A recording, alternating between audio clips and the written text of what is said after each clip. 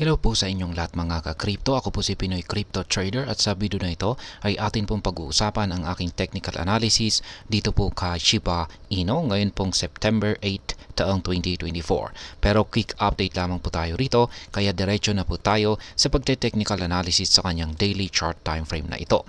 At ayan, nakikita po natin dito ang aking previous technical analysis dito kay Shiba Inu kung saan ay kung makakaranas po siya ng rejection dito sa ating minor support line dito sa 40 digits 1267. Yan, ay tatalbog po siya, ay magpapatuloy lamang po siya sa pagko-consolidate dito. Pero kung pag nabasag po siya, ay syempre magpapatuloy po siya sa kanyang pagbagsak at posible po siyang umabot hanggang dito sa sunod na major support line natin dito sa 40 digits 1168. At yan, yung sumunod po na nangyari ay yung nabuong candlestick natin kahapon ay nagpapakita po ito ng rejection sa ating minor support line dito. Kaya tumalbog po siya. Kaya mataas po ang posibilidad ngayon na ang posibleng mangyayari ngayon or posibleng ang magiging galaw ni Shiba Inu sa mga paparating na araw ay magpapatuloy po siya sa kanyang consolidation or magsa-sideways lamang po siya rito sa pagitan po ng major resistance line natin dito at saka minor support line natin dito. Mukhang matibay po yung minor support line natin dito. Pero wag pa rin po tayong pakakasiguro na wag po tayong pakakasiguro na hindi mababasag ni Shiba Inu yung support line natin dito kasi napaka-bearish pa rin ng ating signal dito. Unang-una ay yung ating Hall Street indicator ay patuloy pa rin po na kulay red yung ipinapakita na pangangatawan nito at unti-unti po itong lumalaki. Unti-unting lumalaki yung sukat nito. Kaya yan, ibig pong sabihin ay patuloy po na lumalakas or unti-unti pong lumalakas yung bearish momentum nitong si Shiba Inu. Kaya pag nagpatuloy po yan ay posible pong mabasag niya yung minor support line natin dito. Malamang ay baka kumukuha lamang po siya ng buwelo at pagkatapos niyan ay muli po niyang susubukang basagin ulit yung support line natin dito. Kaya yan ang aking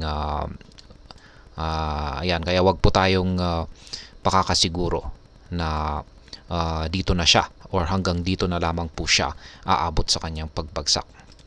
At ayan yung ating QQE mode indicator naman po rito ay mukhang yung kanyang yung sukat po ng kanyang mga nabubuong QQE bars ay ayan, hindi po gaanong lumalaki. Yan, unti-unti lamang pong lumalaki yung mga sukat nito. Ibig pong sabihin ay bearish signal po ito pero mahina po yung selling pressure natin. Kaya yan na rin po yung isang dahilan kung bakit siya nakaranas ng rejection sa ating minor support line dito. Pero ayan, wag pa rin po tayong pakakasiguro gaya ng aking sinabi kanina sapagkat tayo po ay ayan, ito po ay nagpapakita ng mga nabubuong kulay red na QQE bars. Ibig pong sabihin yan ay bearish pa rin po or sang-ayon po ito na bearish ang kalagayan nitong si Shiba Inu. Kaya sa kabuuan ay bearish po yung signal natin dito sa mga indicators natin na nagsasabi na yung mga bears ang may control dito sa market ni Shiba Inu kung saan ay sinusubukan pa rin po nila na itulak ng pabagsak ang market price ni Shiba Inu. Kaya yung sa madaling salita ay yung tanging pumipigil po sa pagbagsak ng market price ni Shiba Inu ay yung ating minor support line dito na nasa presyong 40 digits 1267. At gaya ng aking sinabi kanina ay kung pag bumigay po ito or nabasag ay ayan, tuloy na po ang pagbagsak ni Shiba Inu dito sa sunod na major support line natin dito na nasa presyong 40 digits 1168. Kaya yan, iurong po natin yan yung ating projected na price trend direction. Ayan, kapag nabasag po yan ay magpapatuloy lamang po ito sa kanyang pagbagsak. Ayan, ayusin lamang po natin ito. Ayan, kapag nabasag po yan ay ayan, magpapatuloy po siya sa kanyang pagbagsak. Ngayon ay tumalbog po siya rito. Ayan, tumalbog po siya ngayon. Yan po yung naging resulta or naging interaction ni Shiba Inu dito sa support line natin. Tumalbog po siya. Kaya ang asahan po natin posibleng mangyari sa mga paparating na araw na magiging galaw ni Shiba Inu ay ayan, magko-consolidate po siya. Ayan, maglalaro po siya rito or magsa-sideways lamang po. Magsa-sideways lamang po siya. At ayan, yung bearish signal natin ay lumabas pa rito noong mga September 4. Ayan, nung lumiit yung sukat ng ating Hashweight indicator dito. At ayan, nagsasabi po yan na ayan na po ang paparating na ang bearish signal.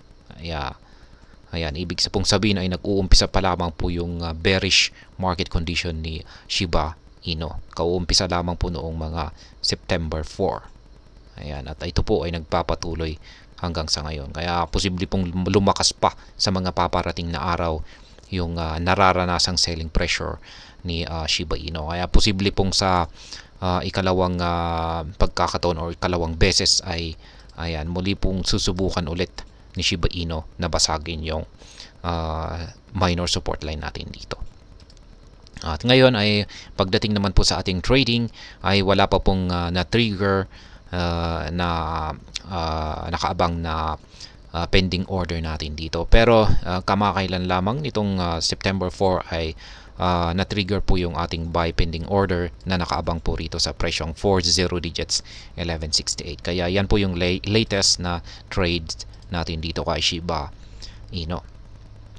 At ngayon ay maglalagay po tayo ng isang meron po pala tayong isang minor resistance line natin dito. Lalagay po natin dyan. Saka na natin ilagay yung ating price level dyan. Pero basta yan, meron po tayong minor resistance line dito. Color coding po natin dito is lahat po ng mga kulay green ay resistance line. Lahat naman po ng mga kulay red ay mga support line. Kaya ayan, ayan po ulit yung aking mga live spot trading positions dito po kay Shiba Inu. Ayan, hindi ko po naiurong ito. Ayan. Ngayon ay nais ko pong dagdagan yung aking buy pending order dito. Ayan, nais ko pong maglagay dito sa ibaba. Dito po sa presyong 40 digits 1070. Ayan. Kaya ayan po yung aking mga updated na live spot trading positions dito po kay Shiba Inu. Pwede po nating bawasan. Babawasan ko po yung nandito sa itaas para dalawa na lamang po yung nakaabang dito sa itaas na mga major resistance line natin dito. Ayan, para hindi po gaanong marami yung mga nakaabang na pending orders natin dito. Ayan, pero pwede na rin po ninyong hayaan na lamang dito.